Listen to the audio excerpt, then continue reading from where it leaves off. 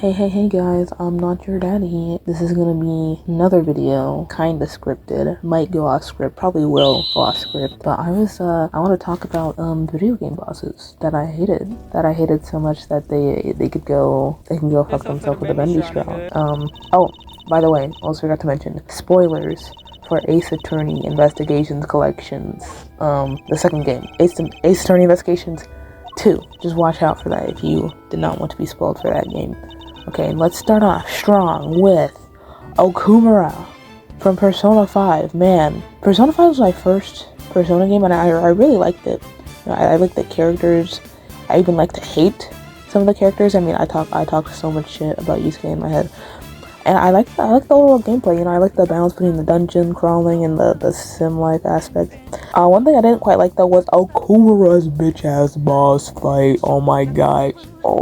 The main issue I had with it was the fact that it was timed, okay? Yeah, go ahead and beat this guy's cohort of henchmen, or you're literally gonna get blown up in T-minus 20 minutes. Like, I'm sorry I didn't know that the shadows had places to be, like, dang.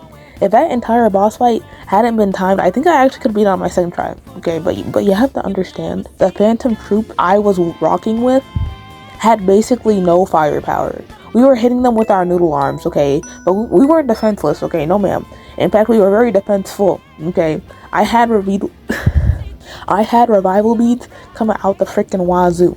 Okay, and maybe some other type of beats coming out the wazoo, but we're not gonna talk about that. Like, okay, I had these thieves eating full course meals in between turns, okay? They were eating freaking popcorn, washing down with some Minnesota, okay? Like, they were getting their health up, okay? So I was like the opposite of a glass cannon. I was a bomb shelter with a toothpick. We were stacked up on health, okay? So it didn't really matter that it took like 3 to 5 business days for us to slime a shadow, because we had all the time in the world until we didn't have all the time in the world. You can see the issue that arises when I'm getting a legit shit timer. I have to drain their health to 0 in 20 minutes when my damage per second is like negative 2 HP. Like, this guy was a pain in the booty hole to fight. And I wasn't even fighting him. I was fighting his little robots. That's how much I hate this dude. And listen, obviously, this has a lot to do with my team's stat, but that doesn't mean I still can't hate on him. I mean, I hate that dude. Also, a dishonorable mention to Kamoshida, that loser. Any chance I get to shit on him, I have to take it. Alright, moving on. Legend of Zelda Skyward Sword. Clocktos? Clocked him? He clocked me. That's for sure.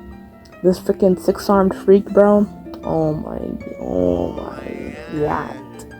This guy caused me physical pain, like actual pain. I'm not joking, like my wrist actually hurt after I killed this guy.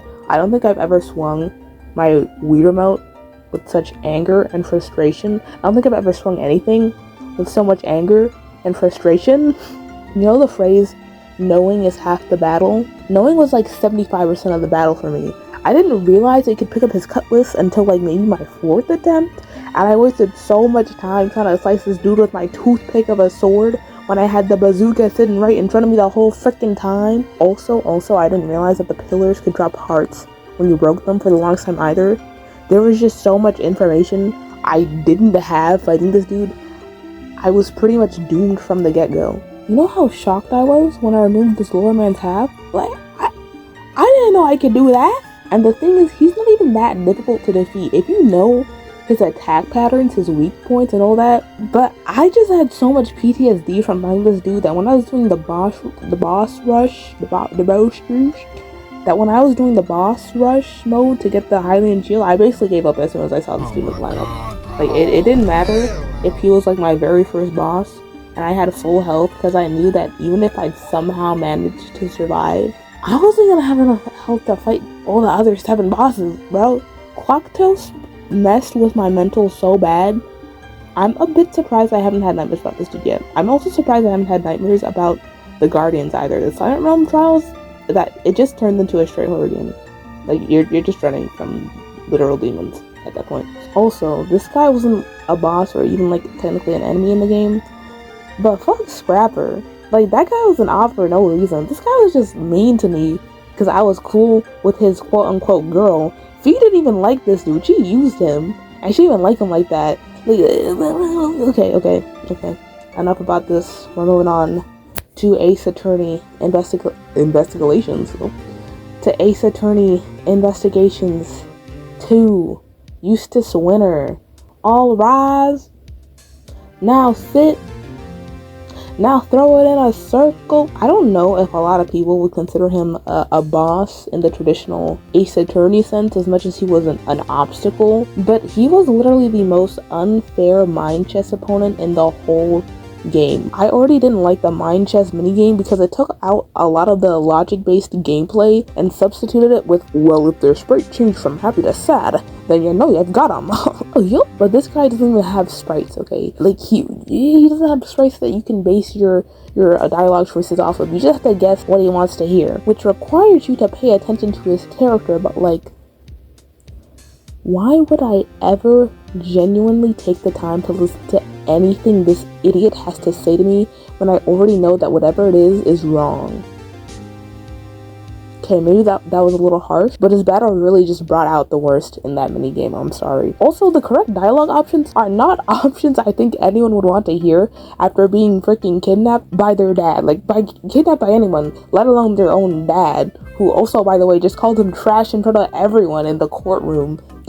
Like, this guy was going through it low-key, but it's whatever. But yeah, like, imagine getting out of a car crash and the first thing someone says to you is, you can't park there. Don't need you to hit me with the, actually, right now, I need you to call 911.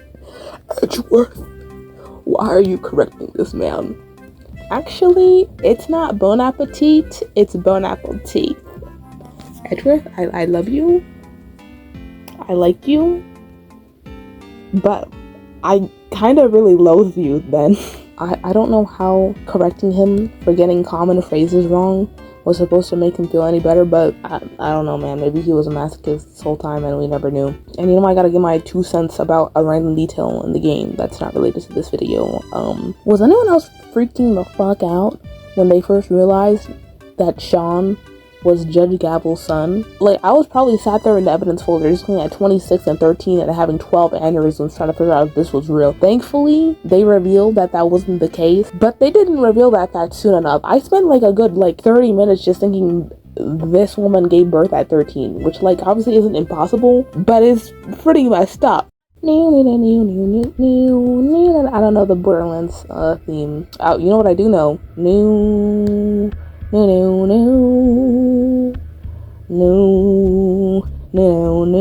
Okay, I don't have a lot to say about these guys except that I hope the divorce is messy and you never find true love as long as you live.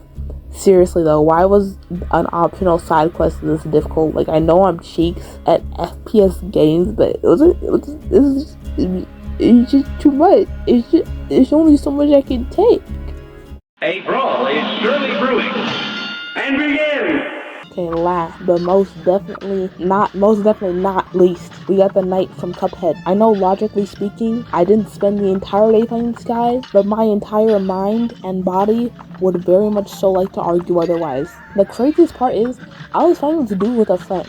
We were tag teaming him and still getting sat down.